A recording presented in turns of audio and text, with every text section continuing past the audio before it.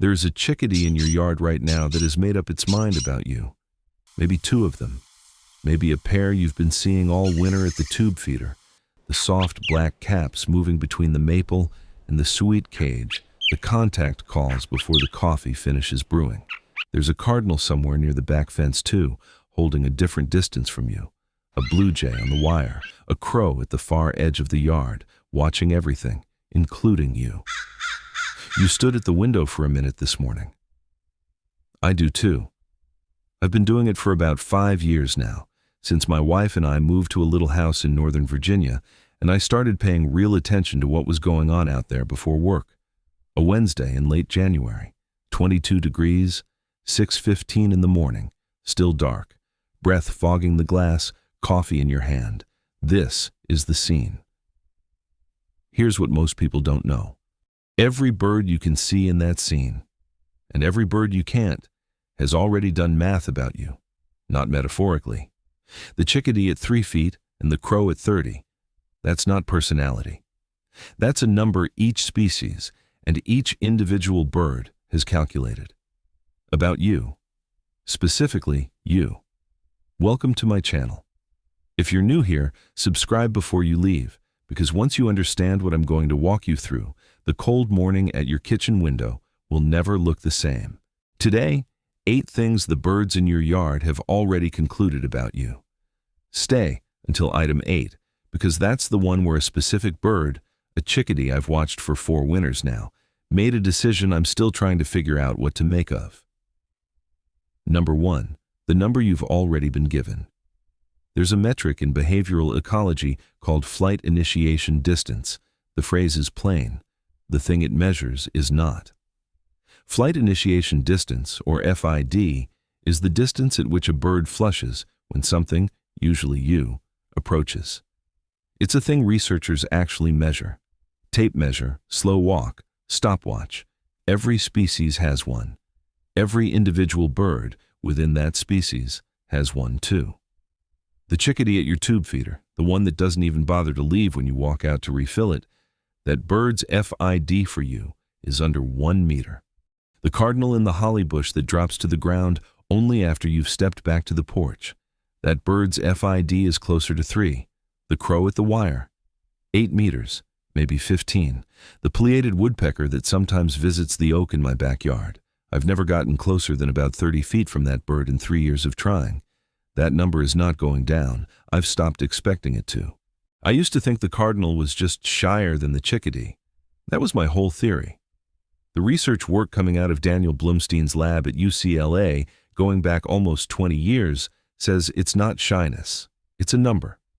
The number is heritable. The number is species-specific. The number is adjustable within a range based on what the bird has learned. Urban birds, the studies will tell you, have an FID that is roughly 30 to 40% shorter than the same species living somewhere a human almost never visits, which means this. The chickadee in your yard didn't decide to like you. The chickadee in your yard was already born willing to do a calculation that the crow on the wire was born unwilling to do. And then, you, specifically, made some adjustments to the number. Number 2, why the chickadee stays and the crow flushes. The number you've been given depends partly on which bird you're talking to. Pay attention to this. Some species are born willing to come close. Some species are not. The chickadees, the titmice, the white-breasted nuthatches, these are the high-trust tier. They are wired as a species to investigate. Cornell Lab will tell you that chickadees and titmice form mixed flocks specifically to share information faster, and the boldness this requires is a feature of the species, not just individual personality. An 11-gram bird, that's the chickadee, about the weight of 2 pennies, cannot afford to be wrong about food. It has to come look. It has to come close. The risk of starving in a January cold snap is bigger than the risk of you. Then there are the cautious tier birds, American crows, blue jays, pileated woodpeckers. These are birds that can absolutely live around humans, and clearly do. But as a species, they hold a longer distance and almost always will. I've watched the same 4 crows in my yard for about 3 years now. I call them the Hatfields. It's a joke about feuding families. They're loud, they're family, and they will not give me their distance. They show up most mornings. They watch the sweet cage from the maple. They've never come within 10 meters of me, and they're not going to. Not because they hate me, but because they belong to a species that decided a long time ago that the cost of being wrong about a primate is higher than the benefit of one more peanut. The chickadee made a different bet. That's not personality. That's 100,000 years of cost-benefit math sitting on the branch above your sweat cage. Number 3, the 5 things that make you safe. I want to be careful here because there is a lot of bad advice on the internet about how to tame birds. That's not what this is. You don't tame a wild bird, you become predictable to one. Those are different things. What this means for your yard is this. There are about 5 things that, if you do them consistently, will adjust your FID downward across multiple species over multiple seasons. I learned the first 4 by accident. The 5th one I learned the hard way, and we are coming back to it in item 5. The first thing is the slow walk. When you go out to refill a feeder, you do not stride. You drift, shoulders low, steps short. Birds read your trajectory the way you read a car coming down your street. A predictable trajectory is a safe trajectory. The second thing is consistent timing. The Tuesday couple, and you'll hear more about them in item 8, show up at my yard at roughly the same hour every Tuesday morning. They have a schedule. They expect me to have one too. And when I do, the calculation they run about me uses less of their available margin for error. The third thing is no eye lock. Predators stare. When you go out to fill a feeder, you do not look directly at the bird still on it. You look at the seed bag, you look at the cap, you look anywhere except into the eye of the 11-gram animal trying to decide whether you intend to harm it. The fourth thing is no fast reach. Hands are claws to a small bird until they are not. Slow them down. Tell the chickadee in advance, with the speed of your motion, that the hand is not the thing it should be tracking. The 5th thing I'm going to tell you in item 5, because it is the one I am still embarrassed about. It involves a fledgling and a jacket and 3 months of consequences. For now, the first 4 will buy you a meter, sometimes 2, across most of the songbird species in your yard. The number, as I said, is a number. Number 4, the bird knows it's you. Specifically. This is the part that takes most people a while to accept, so I am going to walk you through it carefully. The bird in your yard, or at least several of them, can recognize your individual face, not just your shape, not just your jacket, your face. The research on this is some of the strongest behavioral work being done in the field. John Marsleff at the University of Washington has been running facial recognition experiments on American crows for almost 20 years now. His team wore dangerous masks while doing things crows didn't like, and neutral masks while doing nothing of consequence. Years later, and I mean years, more than 5, the crows on that campus would still mob and call alarm at the dangerous mask, even when worn by someone the crows had never seen before. The information had spread. The face had been remembered. The grudge was held. There's a smaller study out of the University of Florida by Doug Levy on northern mockingbirds. Mockingbirds in a nesting area could distinguish individual humans who had approached the nest after as little as 30 seconds of exposure across 2 separate visits. 2 visits, 30 seconds, distinguished. And then there are the Corvid Cognition Labs at the University of Cambridge, work by Nicola Clayton and Nathan Emery, showing that crows and jays file faces into a system that tracks identity, history, and what they call what, where, and when memory. There's something worth sitting with in that. This is not generic threat learning. This is not pattern recognition for the shape of a human. This is not a coincidence. It's you. The bird in your yard knows it's you, specifically. I am not telling you your chickadees know your name. I am telling you something stranger. They know your face. They know your jacket. They know which of the people who live in your house is the one who refills the feeder, and which of those people moves slowly, and which one slams the back door. They have an opinion. The opinion is filed. and the chickadee that comes within 1 meter of you while you're refilling the feeder is acting on a file it has on you that has been open for a long time. Number 5. The grade you didn't know you were being given. Now let's talk about the part that gets uncomfortable. You think you've been refilling a feeder. The birds think you've been auditioning. Every motion of yours, every door slam, every reach toward something on the ground, every time you wore a particular jacket, every time you did or did not stop to see what they were calling about, all of it has been logged. The chickadees in your yard, in particular, are running a grade on you. And the grade compounds. This is the 5th thing I told you we'd come back to. In May of 2022, I walked out my back door in a bright orange jacket and noticed a fledgling on the ground under the Japanese maple. It looked stranded. I bent down, I picked it up, I moved it to a higher branch. I told myself I was being helpful. I have read enough since to know the fledgling almost certainly didn't need me. The parents were nearby. Fledglings on the ground is part of how the system works, and I had panicked a bird doing exactly what its species was supposed to be doing. What I did not know, in that moment, was that I was being watched. The Tuesday couple, the chickadee pair I've been telling you I've watched for 4 winters, and at least 3 or 4 other chickadees in my yard saw the entire interaction. They saw the orange jacket. They saw the reach. They saw a primate reach down toward a small bird and move it.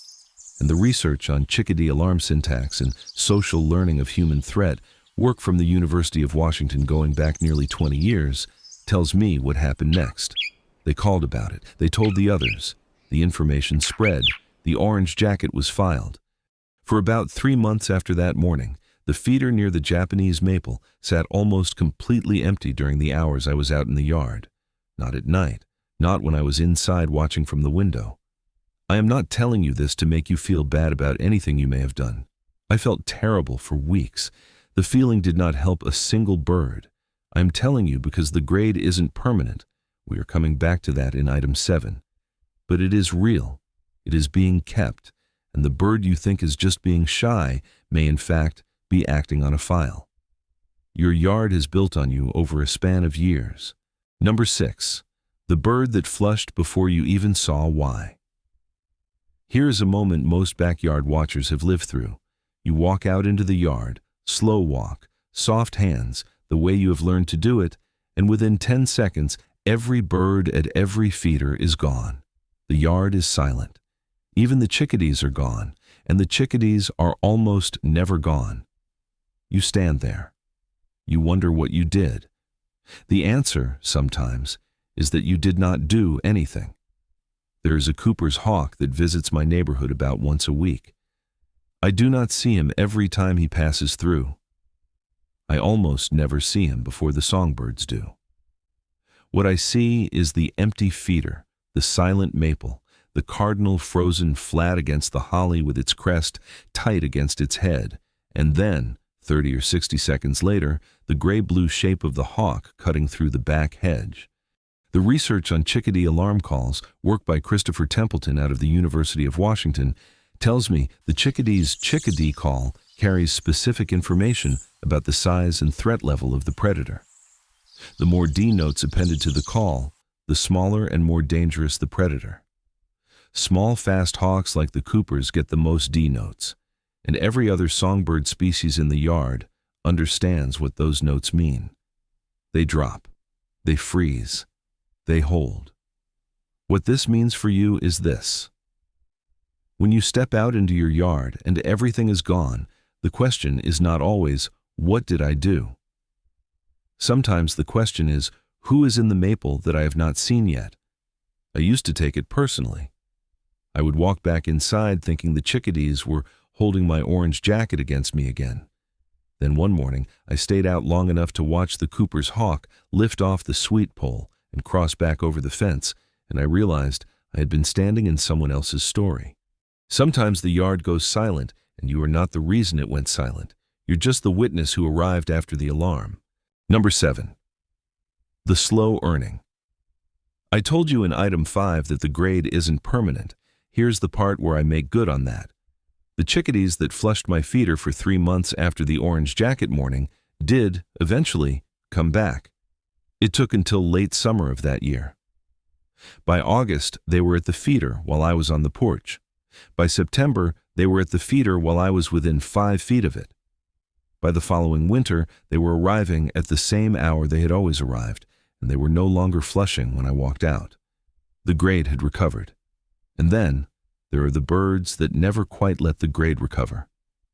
The pileated woodpecker that visits my oak, the big black and white one with the bright red crest, the bird that sounds like a jackhammer when it works the bark, has visited that tree for 3 years on and off, and has never let me within about 30 feet of it. I have done everything right. Slow walk, soft hands, predictable timing. The bird still does not give me that distance. The research on long-term habituation timelines in larger forest species suggests it probably never will. Some birds make their decision once, and that's it. Others let you take the test every winter, and you can pass it.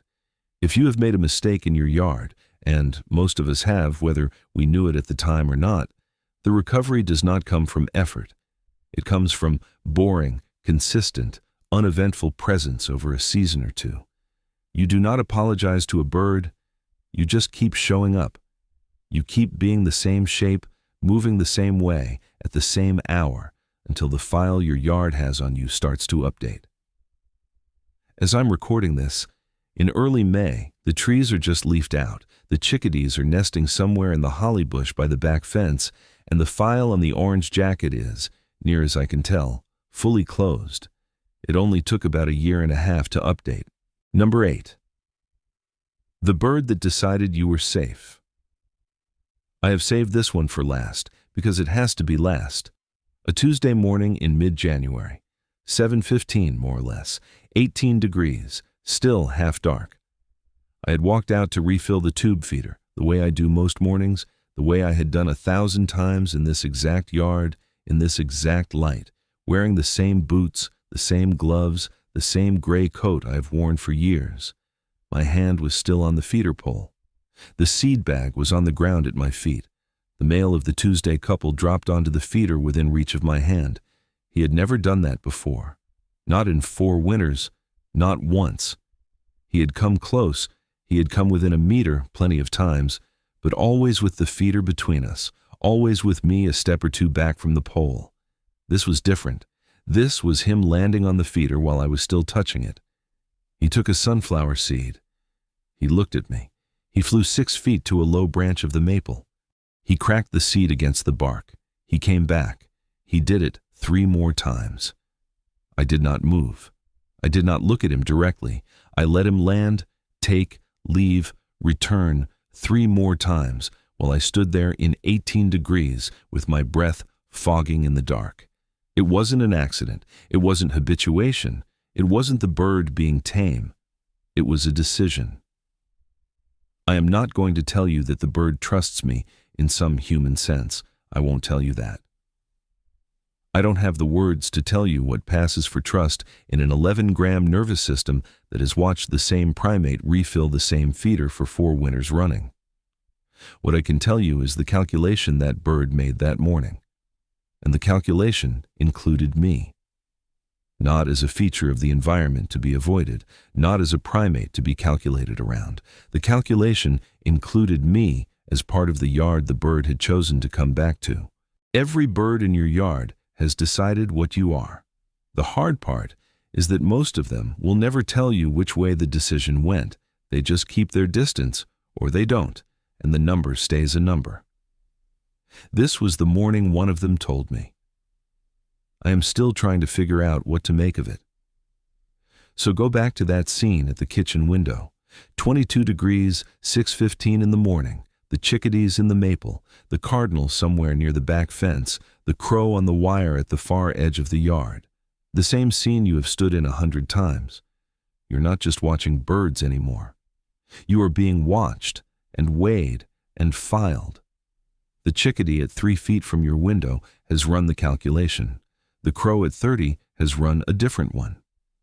Every bird in the yard has reached a conclusion about you, and every morning you stand at that window, the conclusion is being updated. You don't have to earn every bird in your yard. The crow may never close the distance, and you can let that be all right. What you have to do, the only thing you have to do, is be the kind of presence in your yard that one of them, one chickadee, one Tuesday morning, 4 winters from now, eventually concludes as part of the yard instead of a threat to it. That is the whole game. Has there been a moment in your yard when a bird stayed when it could have flown? And you've wondered, since, what it had decided about you? Tell me about it in the comments. These are the stories I carry the longest. I want to hear about it. I read every one. I'll see you in the next one.